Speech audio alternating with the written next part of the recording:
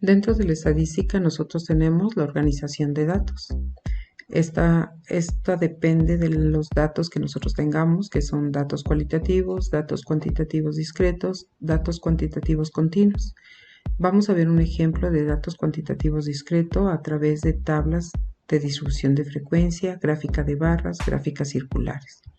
Nosotros tenemos un primer ejemplo en donde se selecciona una muestra de 25 mujeres que asisten a la clínica del seguro en el turno matutino durante 5 días, entre 15 y 35 años, a los cuales se le preguntó el número de hijos que tienen. Las respuestas obtenidas fueron las siguientes. Con estos resultados nosotros vamos a contestar las siguientes preguntas de interpretación. ¿Cuál sería la variable de estudio? Bueno, en este caso sería el número de hijos de las 25 mujeres. Tipo de variable. Como estamos contando, serían variables cuantitativas discretas. ¿Cuántas mujeres tienen menos de 3 hijos?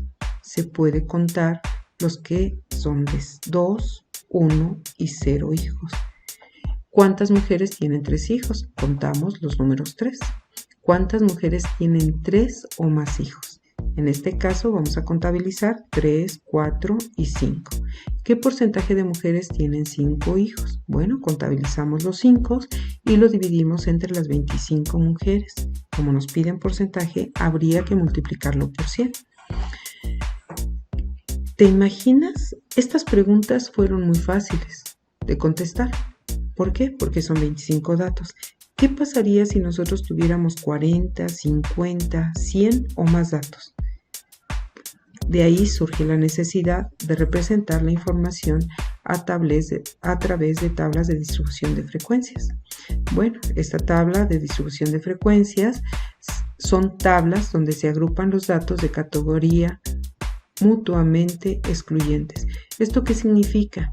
Que una mamá no puede tener un hijo o 2. No, o tiene 1 o tiene 2. ¿Sí? Eso es a lo que se refiere. Aquí vamos a contar que tenemos frecuencias absolutas que se obtiene directamente de contar los elementos que le corresponde a cada categoría. Tenemos la frecuencia relativa que se expresa en porcentaje, en fracción o en decimal. ¿Sí? Y aquí simplemente vamos a definir la frecuencia relativa como la frecuencia absoluta entre el total de elementos de la muestra y si nos los piden en porcentajes multiplicados por 100.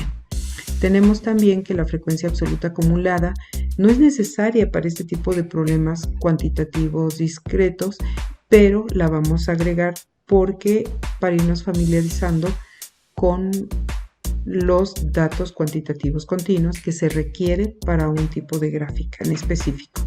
¿Qué necesita esta tabla? Pues bueno, necesita tener también un título, que es la distribución. En este caso, el título sería la distribución de números de hijos de 25 mujeres entre 15 y 35 años que asisten en la clínica del IMSS turno matutino. De tal manera que la información quede lo más explícito, que no tengamos que preguntar de qué es esta gráfica, sino simplemente cuando nosotros la veamos podamos distinguir de qué se trata, qué información me puede proporcionar. En el caso de una gráfica de barras, pues estamos observando que son barras que tienen un cierto grosor y vamos a dejar entre cada barra el mismo grosor. Van separadas, ¿para qué? En el caso de las barras separadas es para distinguir, para hacer énfasis en cada una de las clases. En el caso de esta gráfica vamos a tener que en las abscisas vamos a colocar las categorías, las clases, ya sea de la variable discreta o de la variable cualitativa. Para el eje de las Y vamos a tener las ordenadas. Se coloca una escala para frecuencias absolutas, puede ser frecuencia relativa o puede ser porcentual. En el caso de, también debe de llevar, por supuesto, un título, la gráfica. En el caso de una gráfica circular, nosotros vamos a tener la necesidad de utilizar la frecuencia relativa.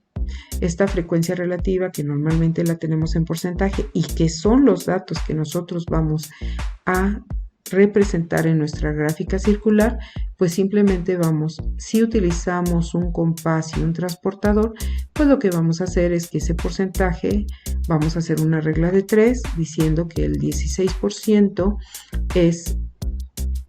lo multiplicamos por 360 grados y lo dividimos entre 100%.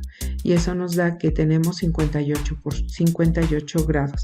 Estos grados van a ser sexagesimales. Los vamos a trazar con un transportador. Si es que hacemos nuestra gráfica de pastel, sector o circular con un transportador. ¿Sí? Aquí lo que vamos a representar no son los grados que nosotros estamos mostrando. Lo que vamos a representar son los porcentajes. De esta manera podemos visualizar un poquito mejor nuestra información, organizarla. Con esto esperamos que se pueda entender la necesidad de poder organizar nuestra información para tener mejor respuesta a nuestras preguntas.